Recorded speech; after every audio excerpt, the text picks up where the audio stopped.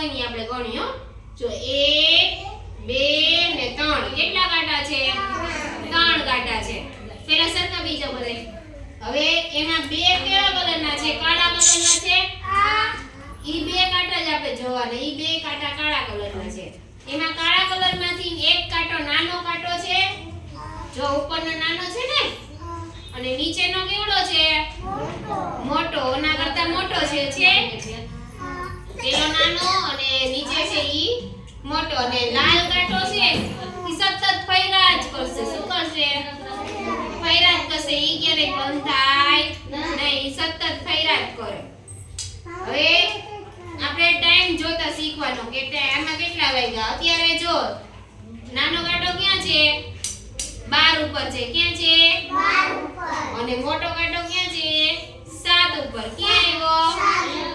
7 ઉપર તો આને કેટલા વાગ્યા કહેવાય 12:30 ને 5 શું કહેવાય 12:30 ને 5 હવે આપણે જો આમાં 5 વગાડવા છે બધાયને આપણો છૂટવાનો ટાઈમ કરી હાલો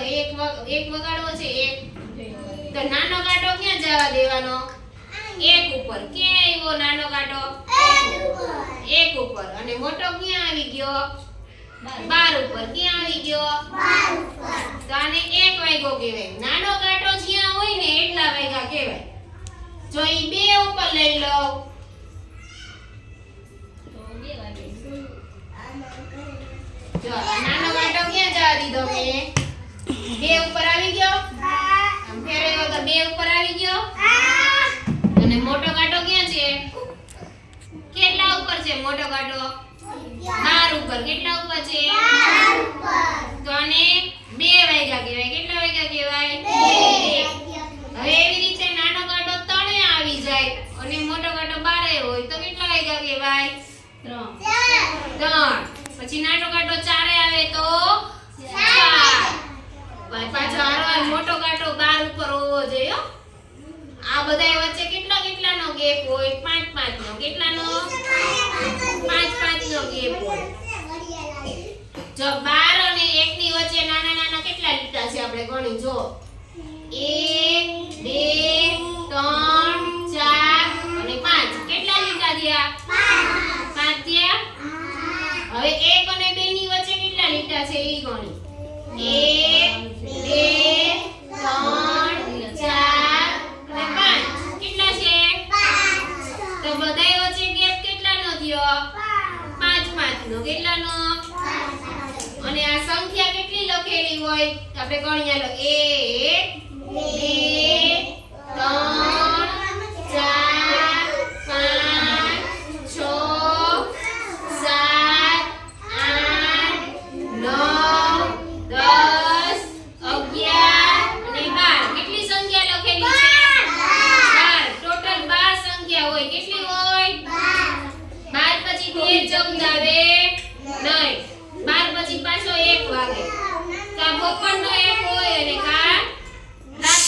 વાગે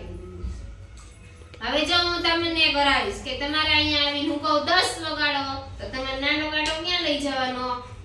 10 ઉપર અને મોટો કાંટો ક્યાં લઈ જવાનો 12 ઉપર ક્યાં લઈ જવાનો ઓલી કાચ વધારે ખાય મારા એટલે 10 વાગે શીખવાડે આ હું ચકલું ફેરવતો ન